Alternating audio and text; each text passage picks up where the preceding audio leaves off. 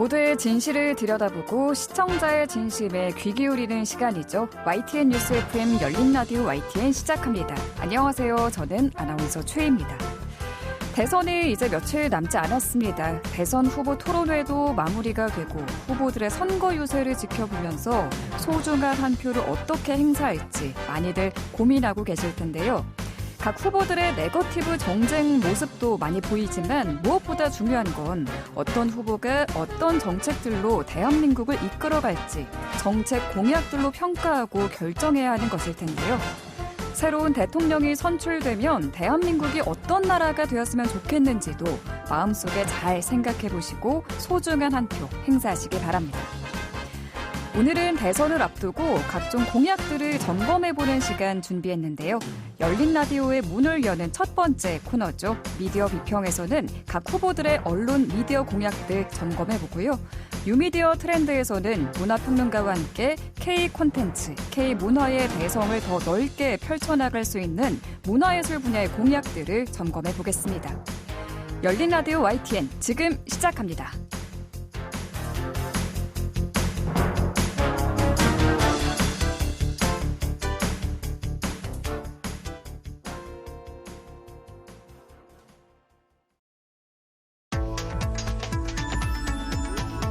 미디어가 전하는 이슈에 대한 다양한 분석과 팩트체크까지 바로 보고 뒤집어 보고 꼭꼭 씹어보기 위한 미디어 비평 프로그램 열린 라디오 YTN.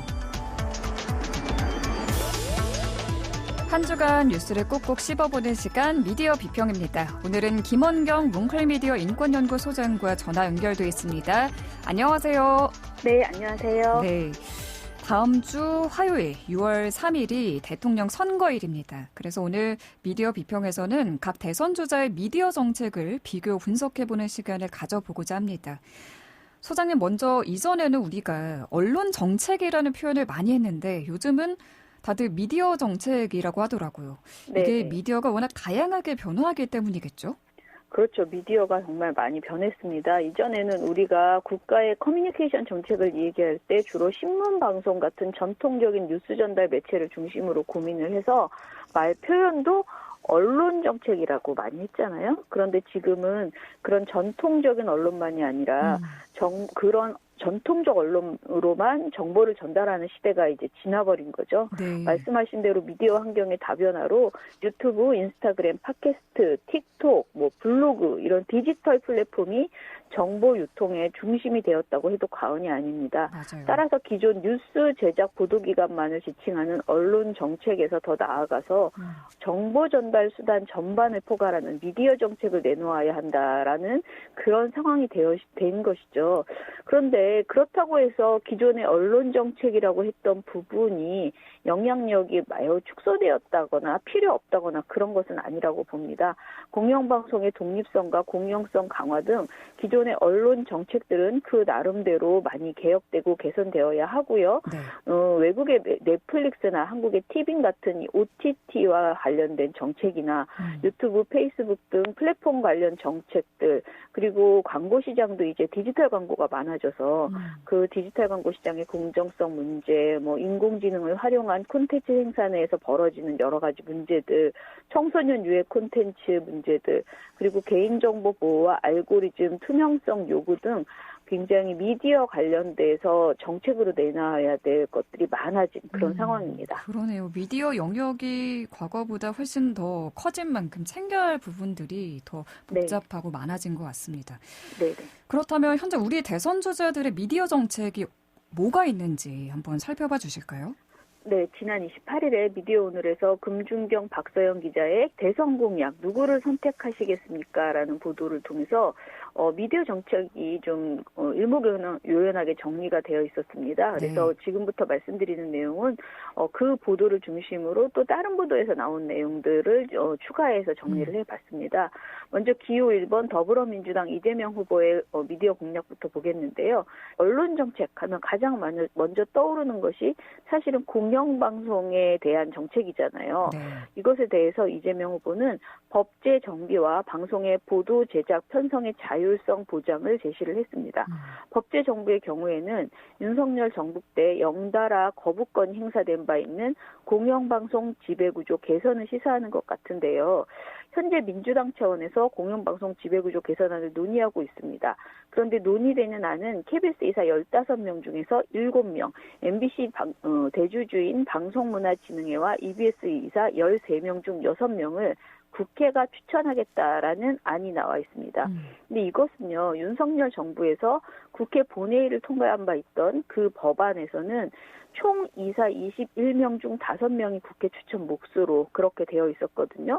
그런데 정작 이번에는 국회 추천 비율이 전체 대비 인원수로 봤을 때 늘어난 것으로 보여요. 그러다 보니까 이 공영방송의 정치적 독립을 위해서는 국회 추천권이 축소되어야 한다고 보는데 왜 이번에 국회 추천목이 오히려 늘어났는지, 이렇다면은 여전히 우리가 말하는 그 공영방송에 대한 정치적 후견주의가 강화되지 않겠느냐, 이런 우려의 목소리도 있습니다. 네, 먼저 더불어민주당 이재명 후보의 미디어 공약을 정리해 주셨는데 방금 말씀하신 그 공영방송 독립성과 관련해서 기호 2번 국민의힘 김문수 후보의 정책은 어떤가요? 김문수 후보는요, 언론 노조에 의해 오염된 조직 구조와 보도 행태의 질적 변화 추구를 목표로 언론 노조의 공영방송 경영권, 인사 개입, 편성 관여 금지를 공약으로 냈습니다. 그리고 주요 부서 책임자 임명 동의제를 폐지하겠다, 이런 공약도 있습니다. 방송 편성의 자유를 보장할 수 있는 편성위원회 설치를 강제하는 현재의 방송사 재승인 제어가 조건을 가리켜서 불필요한 규제다, 이렇게 규정하고 철폐하겠다는 공약도 냈는데요. 김문수 후보의 방송 정책은 그 한마디로 제가 보기에는 전국 언론 노동조합을 매우 적대시하고 있는 관점이 깔려 있다라고 보입니다.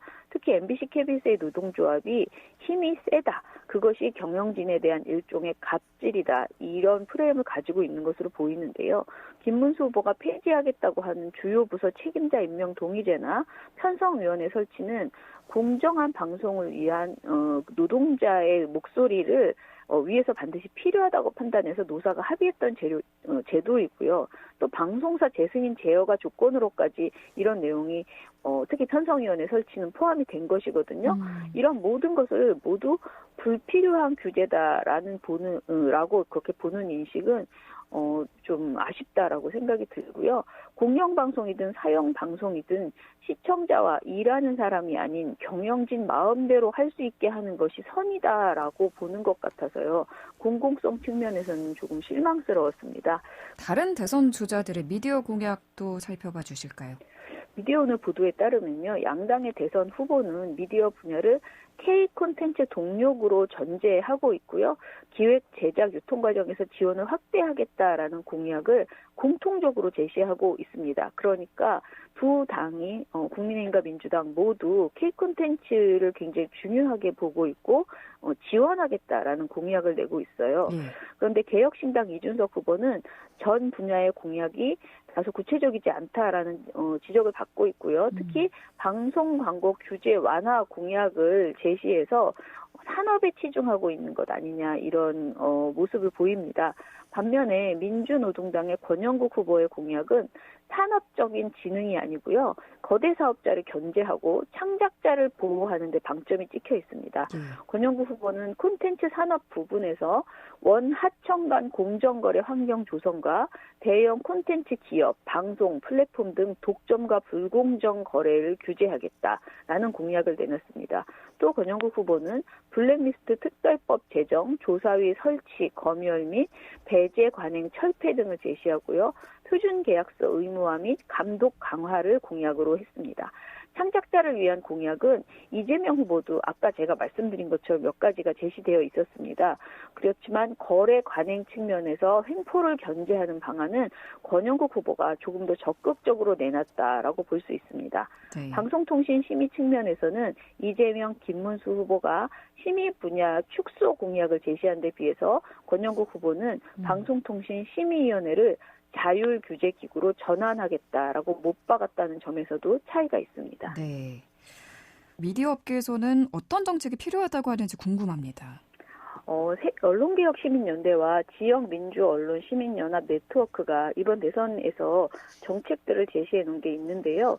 먼저 언론개혁 시민연대에서는 사실적시 명예훼손 폐지 및 전략적 봉쇄 소송을 방지해야 한다라는 안과 방송통신 심의 제도를 전면 개편하자라는 안, 그리고 공영방송 독립성 확보를 반드시 해야 된다라는 주장, 또 디지털 미디어 아동 청소년 보호 강화에 대한 공약, 그리고 플랫폼 알고리즘 투명화, 생성형 AI 악용 범죄 대책, 지역 비영리 프리랜서 언론 지원 확대, 그리고 미디어 노동자의 고용 안정 및 노동 환경 개선 등을 포함해서 총 5개 정책 영역을 제시하면서 구체적으로 제가 지금 말씀드린 내용을 어떻게 정책을 내놔야 된다라는 것들을 제시를 했습니다.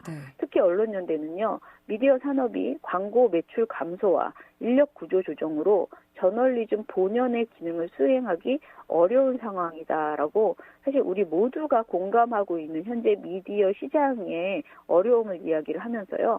이런 때일수록 국가 차원의 공적 지원 및 언론인의 고용 안정 정책이 반드시 뒷받침해야 한다라고 주장하고 있습니다. 특히 디지털 플랫폼의 확산과 인공지능의 등장에 따라서 허위 정보 확산, 딥페이크 성범죄, 알고리즘 편향 등이 심각한 사회 문제로 떠오르고 있는데요. 언론연대는 이에 대응하기 위한 새로운 규제 틀과 거버넌스 전환을 제안하고 있어요. 그러면서 정보 유통을 독점하는 빅테크 기업에 대한 투명성과 책임성을 강화해야 한다라고 강조를 했습니다. 근데 이런 회사들이 국내 회사보다는 외국계가 훨씬 많잖아요. 그러다 보니까 우리가 좀 더 적극적으로 이런 규제 틀이나 거버넌스 이런 것들에 대해서 좀 고민해야 된다라는 생각이 저는 들었고요. 언론연대는 보도자료 말미에서 지금은 언론 개혁의 골든타임이다라고 이야기를 했어요. 차기 정부가 더 늦지 않게 언론 자유 회복과 민주적 미디어 환경 구축에 나서줄 것을 촉구했습니다. 그리고 전국의 7개 지역 민주언론 시민연합 네트워크는요, 미디어 정책의 지역 대표성, 독립성 확보, 그리고 지역민의 보편적 정보 접근권 보장 및 확대, 또 시민과 지역 공동체를 위한 마을 공동체 미디어 활성화라는 3개 분야의 의제를 제시를 했습니다. 네, 오늘 말씀 여기까지 듣겠습니다. 감사합니다. 네, 감사합니다. 네, 지금까지 김원경 뭉클미디어 인권연구소장이었습니다. 진실을 전합니다. 진심을 다합니다. 시청자 여러분의 목소리에 귀 기울이는 YTN 뉴스 FM, 열린 라디오 YTN. 토요일 저녁 8시 20분과 일요일 밤 11시 20분에 방송됩니다.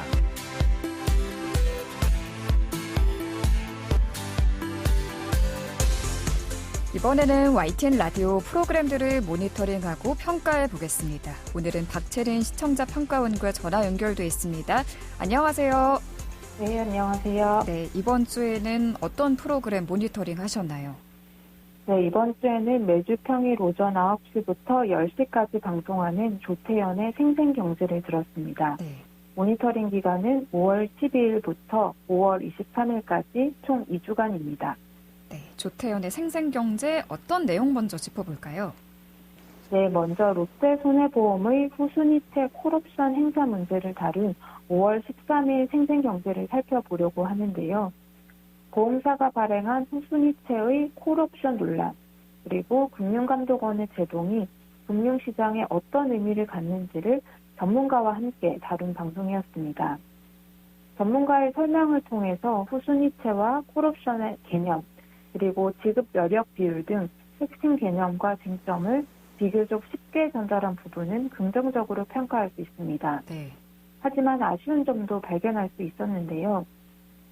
먼저 방송에서 콜옵션이 관행적으로 행사돼 왔다는 점은 여러 차례 언급이 됐지만 이게 법적 의무가 아니라는 점이 청취자에게 충분히 각인될 만큼 명확하게 강조되지는 않았습니다. 네. 실제로 롯데손보가 콜옵션을 행사하려고 했지만 금감원이 이를 승인하지 않아서 상환이 무산된 이번 사례는 콜옵션이 권리일 뿐 투자자에게 보장된 것이 아니라는 점을 보여주는 대표적인 사례입니다. 네. 그런데 방송에서는 관행적으로 행사됐다, 암묵적인 룰이 있다는 식의 설명이 반복됐고 투자자 오해 가능성을 최대한 막기 위한 의무가 아니다라는 분명한 메시지는 상대적으로 약했습니다. 수순이체를 매입한 투자자 상당수가 콜옵션 시점을 사실상 만기로 오해하는 경우가 많다는 점에서 언론이 이런 금융상품의 리스크를 더욱 명확히 짚어줬어야 했다는 아쉬움이 남습니다. 금융감독원이 콜옵션 행사를 승인하지 않아서 투자자들이 원금 회수에 차질을 빚게 된 이번 사례는 관행과 법적 현실의 차이를 분명히 알릴 필요성을 보여준다고 할 수 있습니다. 네. 경제 프로그램인 만큼 용어 부분에 대한 더 정확한 설명, 조금 더 친절했으면 좋겠다는 부분 지적해 주셨습니다. 이번 모니터링 기간에 또 어떤 부분이 눈에 띄셨나요? 네, 이번에도 중요한 경제 외교 용어에 대한 설명이 빠진 경우가 있었는데요. 네. 앞서 언급한 후순위채 콜옵션의 경우 방송의 핵심 주제인 만큼 후순위채와 콜옵션을 구체적으로 또 상세하게 풀어줬습니다. 반면 부가적인 주제나 배경을 언급하는 과정에서 나온 용어는 상대적으로 설명이 소홀한 경우가 종종 있었는데요. 예를 들어 5월 16일 방송에서 줄라이 패키지라는 용어가 여러 차례 언급이 됐습니다. 예. 하지만 이 줄라이 패키지가 무엇인지, 왜 중요한지에 대한 설명이 부족했습니다. 외교 사안에 나선 청취자 대부분은 줄라이 패키지가 통상협상에서 어떤 의미를 갖는지, 구체적으로 어떤 분야를 다루는지 알기는 어렵습니다.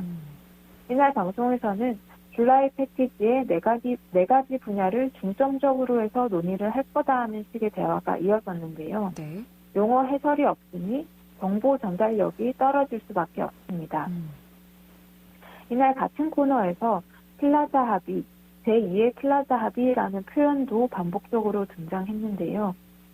미국이 제2의 플라자 합의를 추진한다. 플라자 합의가 재현될 수 있을까 같은 내용이 나왔습니다. 네. 그런데 플라자 합의가 무엇인지, 왜 지금 이슈가 되는지에 대한 기본 설명이 없었는데요. 플라자 합의는 1985년 미국 등 주요 5개국이 달러 약세, 엔화 강세를 유도하기로 한 환율 협정입니다.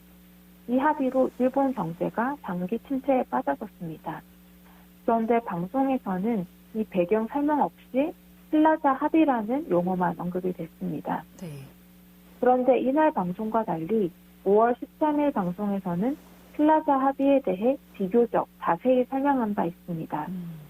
아마 제작진이 13일에 이미 설명했다는 판단에 따라서 16일 방송에서는 용어 해설을 생략했을 수도 있는데요. 네. 하지만 경제 외교 용어는 청취자마다 이해도가 다르고 또 방송을 매일 챙겨 듣지 않는 사람도 많다는 점을 감안해야 합니다. 특히 플라자 합의처럼 맥락을 모르면 논의를 따라가기 어려움, 그리고 최근 중요하게 거론되는 용어라면 반복적으로 간략하게라도 설명을 해주는 것이 청취자에 대한 배려라고 생각합니다. 네. 끝으로 유익했던 점도 짚어주신다고요. 네, 마지막으로 선거와 관련한 방송 내용도 짚고 싶은데요. 지난 2주간 생생경제는 여러 경제 전문가들과 대통령 선거 후보자들의 경제 정책을 점검했습니다. 부동산, 국가재정, 관세협정, 증시, 가상자산 등 경제 전반을 폭넓게 다뤘던 점이 인상적이었는데요. 예. 특히 정치인이 아닌 해당 분야의 전문가들이 출연해서 길게는 40분가량 객관적이고 근거 있는 주장을 펼쳐서 신뢰감을 높였습니다. 진행자의 역할도 긍정적으로 평가하고 싶은데요. 전문가들에게 던진 질문은 핵심적이면서도 귀에 잘 꽂히는 내용이었습니다. 예를 들어 재정 전문가에게는 돈 문제 때문에 정말 하기 어렵다는 정책 하나만 짚는다면? 이라고 물었고, 부동산 전문가에게는 수요 분산을 위해서 GTX 건설이나 도로 확충이 도움이 될까라고 물었습니다. 네. 모두가 궁금해할 만한 질문을 쉬운 말로 한 것입니다.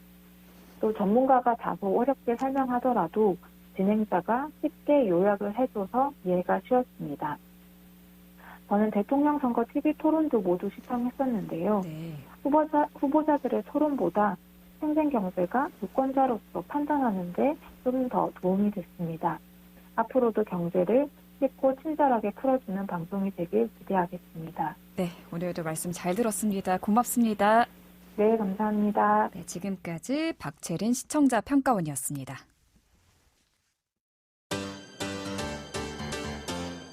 열린 라디오 YTN에서는 시청자 여러분의 목소리를 듣습니다. 참여 신청과 의견은 유료 문자 샵 0945, 우물정 0945나 YTN 라디오 프로그램 열린 라디오 YTN 게시판을 통해 남겨주세요.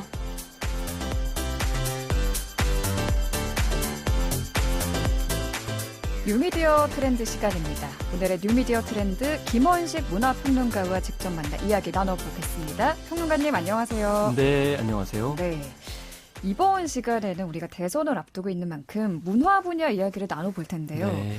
지금 전 세계적으로 K 콘텐츠 열풍이 불잖아요. 그래서인지 대선 후보들도 문화예술 분야를 더 지원하기 위한 공약들을 내놓고 있습니다. 어떤 공약들이 있는지 정리를 좀 먼저 해주실까요? 일단 뭐 좀 크로스라고 해야 될까요? 예를 들면 뭐 보수와 진보다 그러면 되게 이전에 문화 공약은 좀 특징이 있었습니다. 예를 들면 네. 보수 쪽에서는 문화 강국, 그래서 이제 문화 콘텐츠에 관련된 기업들 뭐 지원해주고 세제 혜택 주고 뭐 정책 금융해주겠다 이런 얘기를 했었고, 네. 일종의 이제 민주 진보 진영 같은 경우는 주로 이제 지역 문화 그리고 저소득층 청소년 바우처 이런 걸 얘기를 많이 했거든요. 네. 근데 이재명 후보 같은 경우는 문화시장 300조, 문화수출 50조 원 시대를 열겠다라고 하면서 이 K 콘텐츠 제작과 유통, 해외 진출에 관련돼서 연구개발과 정책금융, 세제 혜택 등에 지원하겠다 이렇게 밝혔고요. 네.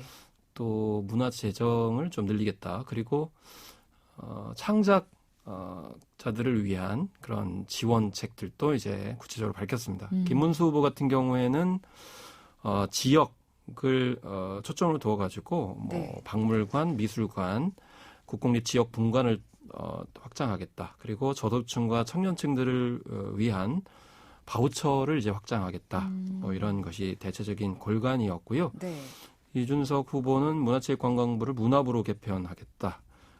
라는 대답을 했고, 권영국 후보는 이제 생활 밀착형 공약을 내세우면서 특히 스포츠 중에 일반 생활 스포츠를 강조를 했고, 특히 학교에서의 그런 역할들을 좀 부각을 했는데, 이런 점들이 좀 편차가 있었습니다만은 네. 전반적으로 다른 공약에 비해서는 그래도 약간 좀 부족한 감이 없지 않아 있는 것으로 이렇게 생각이 듭니다. 그렇군요. 다소 부족하다라는 평가를 해주셨는데, 그러면은 이번 뭐 각 당 공약들을 쭉 보셨을 때 한 줄 평을 남겨주신다면은 뭐라고 하시겠어요?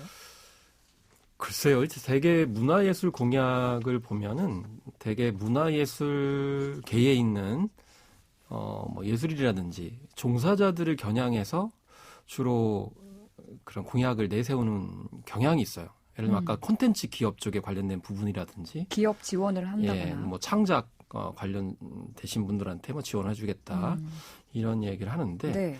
사실 이렇게 되면 문화 분야는 일반 국민들하고 굉장히 거리감이 있습니다. 그리고 뭐 바우처 제도 같은 경우는 뭐 저소득층이라든지 뭐 청소년 취약계층한테 이제 제공해 주는 점이 있지만 네.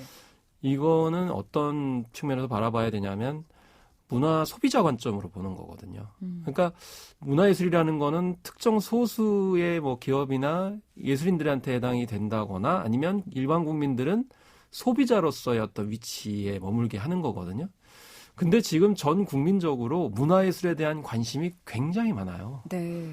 그렇기 때문에 저는 모든 국민이 문화예술 창작자이고 생산자이고 유통자이고 향해 소비하는 사람들이라고 생각하기 때문에 저는 네. 문화예술에 대한 가치관, 세계관이 근본적으로 좀 갖게 된다. 그리고 그렇게 전 국민에 해당되는 공약을 개발할수록 문화는 네. 소외되지 않습니다. 근데 사실 뭐 아시다시피 선거라는 것이 유권자를 많이 확보하는 거잖아요. 그러니까 소위 말해서 쪽수가 많은 쪽이 호응을 보낼 수 있는 공약만 개발하는 거거든요. 그러다 보니까 뭐 콘텐츠 기업 전체 경제 비중에서 얼마나 차지합니까? 사실은 또 문화예술인들의 입지도 그렇습니다. 그렇기 때문에 자꾸 문화예술 공약이 잘 안 다뤄지거나 좁은 범위에서는 다뤄지는 거예요. 그러니까 앞으로는 전 국민이 다 문화예술에 관련된 부분에 있어서 네. 공약 개발이 필요하다.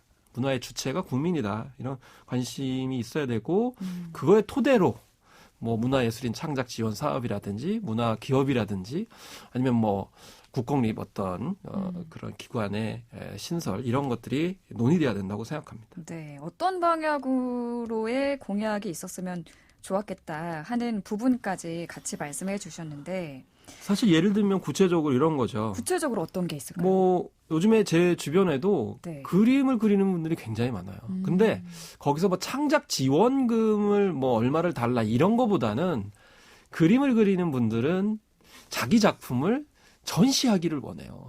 사람들과 그 작품을 공유하기를 원하는 거죠. 근데 그 전시 공간 임대가 만만치가 않아요. 일단 공간도 없을 뿐더러 네. 있다 하더라도 많은 사람들이 쉽게 접근할 수 있는 데는 굉장히 기본적으로 비쌉니다.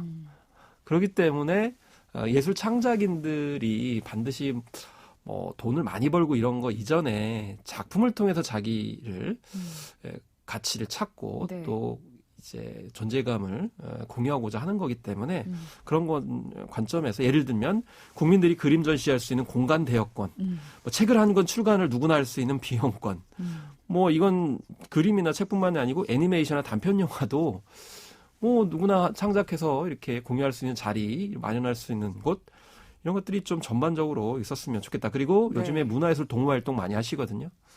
그럼 동아리들에 대해서 좀 지원 좀 많이 해주시고. 동아리 지원까지. 네, 그렇게 되면은요, 예를 들면 이런 게 있습니다. 네. 소설 읽기 모임. 그런데 지원을 해줘요. 그러면 소설 읽기 모임에서 어떻게 하겠어요? 소설 읽기 모임 활성화되니까 소설책을 사겠죠. 그러면은, 시도 사겠죠. 네. 도서가에도 좀 활력이 돌겠네요. 네, 그리고 뭐 단편 영화 뭐 잘 상영하지 않는 거 보기 뭐 동아리. 그러면 단편 영화 상영해달라고 하겠죠. 이제 이런 식으로 정부가 사실 유효 수요를 만들어내는 것이 필요하거든요. 근데 지금은 너무 가시적인 성과 위주로 보여지는 것만 하고 있어서 네. 좀 근원적으로 시각을 바꿨으면 좋겠습니다. 네. 주제를 살짝 바꿔서 최근 뭐 대선 후보들의 어떤 선거 운동하는 거를 보면 극장과 다큐멘터리를 관람하는 것도 활용을 네. 하는 것 같아요. 사실 이제 이거를 문화전쟁이다라고 일부 표현하기도 하는데요. 원래 이제 문화전쟁이라는 거는 어떤 세계관의 다툼 이거를 이제 해외에서는 얘기하는데 우리나라에서는 두 가지 양상으로 있는 것 같아요. 첫 번째는 바람직한 어떤 비전, 문화적인 어떤 흐름을 앞서가는 그런 측면. 두 번째는 매체를 활용하는 측면. 그래서 매체 중에서도 뭐 다큐멘터리, 뭐 음악, 심지어는 영상, 그리고 뭐 복장, 패션, 그리고 책, 뭐 이런 것이 포함이 될 수 있는데, 일단 다큐멘터리 대전이 있었습니다. 이준석 대표가 관한 다큐가 일찌감치 봄에 이제 개봉을 해가지고 눈길을 네. 끌었었는데, 그래서 본격적으로 후보자들에 대한 다큐가 나오는 거 아니냐 이렇게 생각이 들었습니다만은, 그거보다는 진영 관점에서의 다큐멘터리가 대결을 벌였습니다. 이승만, 박정희 전 대통령 다큐멘터리가 제작이 됐는데 이장호 감독의 연출이었는데 이제 앞서서 이승만 대통령에 관련된 다큐보다는 좀 기대가 못 미쳐서 한 2만 명 정도 못 들었고요. 네. 또 부정선거에 관한 다큐가 5월에 개봉이 돼가지고 이게 이제 윤석열 전 대통령이 관람하면서 이게 시끌시끌 했던 상황이고 그래서 네. 이게 과연 도움이 되려고 하는 건지 도움이 안 되려고 하는 건지라는 논란만 일으켰던 그런 사례였고 또 조국 전 대표에 관련된 다큐도 있었는데 네. 이 조국 전 대표가 이재명 후보 지지선으로 돌아서게 되면서 이 조국 전 대표에 대한 지지가 이제 그쪽으로 쏠리는 이전엔 좀 생각하지 못했던 그런 현상까지 나오고 있는데요. 어쨌든 이렇게 다큐멘터리가 이런 식으로 또 우회적으로 간접적으로 또 대선에 이제 반영이 되기도 했습니다. 네. 우리가 또 선거운동에 빠질 수 없는 게 바로 각 후보들의 로고송이지 않습니까? 이번 대선 후보들의 로고송은 어떤가요?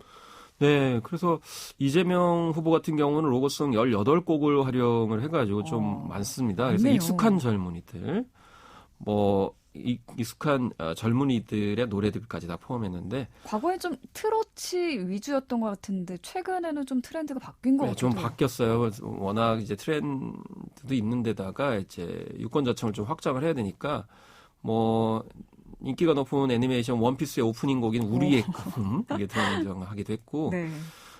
사실은 또 이 8090 세대들이 들을 수 있는 엄정화의 페스티벌 그리고 트롯이 없는 것도 아닙니다. 김수의 남행열차, 정수의 환희, 코요태 순정 이런 게 포함이 됐고 붉은 노을 같은 경우는 빅뱅의 리메이크 버전이기 때문에 네. 수고하는 게 클 것 같고요. 김문수 후보는 김종국의 사랑스러워를 필두로 해서 오렌지 카라멜의 까탈레나, 주얼리의 네가 참 좋아 등을 로고송으로 사용을 해서 중독성 강한 멜로디와 반복적 가사가 특징인 것을 또 내세워가지고 영탁의 찐이야, WS501의 유어맨도 활용을 했습니다. 네. 그리고 응원가로 유명한 질풍가도 같은 경우는 두 후보가 동시에 사용을 해가지고 일부 유권자들은 아니 헛갈린다. 이게 저쪽에서도 질풍가도가 들리고 이쪽에서 들리는데 네. 같은 후보가 내는 줄 알았더니 서로 다른 후보가 똑같은 노래를 하니까. 이게 이렇게 중복이 되면 진짜 헷갈릴 것 같아요. 네, 근데 이제 가사는 물론 뭐 바꿔서 했기 때문에 다르다라고 하지만은 사실 네. 가사는 잘 안 들리잖아요, 거리에서. 그러다 보니까 이런 조율을 왜 못했느냐, 뭐 이런 얘기를 하긴 하는데. 그리고 뭐 이준석 후보 같은 경우에는 아뜨거를 로고송으로 이제 선택을 했는데 네. 박현빈 씨 노래죠. 이게 지난번에 홍준표 전 대구시장이 썼던 거라서 뭐 사전에 허가까지 좀 받았다. 뭐 이렇게까지 얘기를 하기도 했습니다. 그렇군요. 뭐 국민 가요, 국민 트롯을 개사를 해서 이렇게 로고송으로 사용을 하고 있는데 저작권 문제는 그럼 어떻게 되는 건가요? 일단 노래를 그대로 사용하는 것과 개작을 하는 것은 이제 차원이 다른데 노래를 그냥 사용하는 것은 원작자에게 허락을 받고 저작권료를 관련 저작권 단체에 내면 그만입니다. 그런데 네. 기존 노래를 개사하거나 편곡해서 쓰게 되면은 저작권법상의 저작 인격권에 해당이 됩니다. 저작 인격권이라는 건 뭐냐면 사람에게도 인격권이 있듯이 저작물에도 인격권이 있다는 거거든요. 그러니까 인격권 중에 대표적인 것이 동일성 유지권입니다. 그러니까 훼손을 하면 안 되는 건데 네. 훼손을 하기 위해서는 원 저작자에게 허락을 받아야 되는데 작사 작곡자에게 허락을 받는 거죠. 그런데 구체적으로 어떤 가사로 바꿀지 어느 정도의 편곡으로 바꿀지에까지도 그걸 구체적으로 허가를 받아야 되는 그렇군요. 그런 수순이 있고요.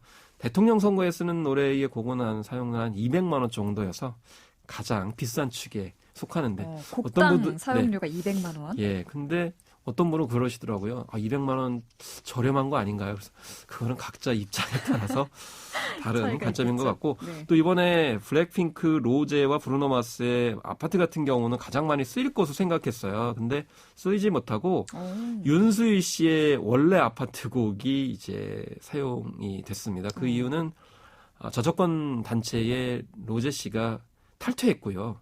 그리고 이 곡 같은 경우는 브루노 마스를 포함해가지고 참여한 사람이 너무 많아요. 그렇기 때문에 저작권 문제가 복잡할 것 같아서 쓰지 않기로 했다.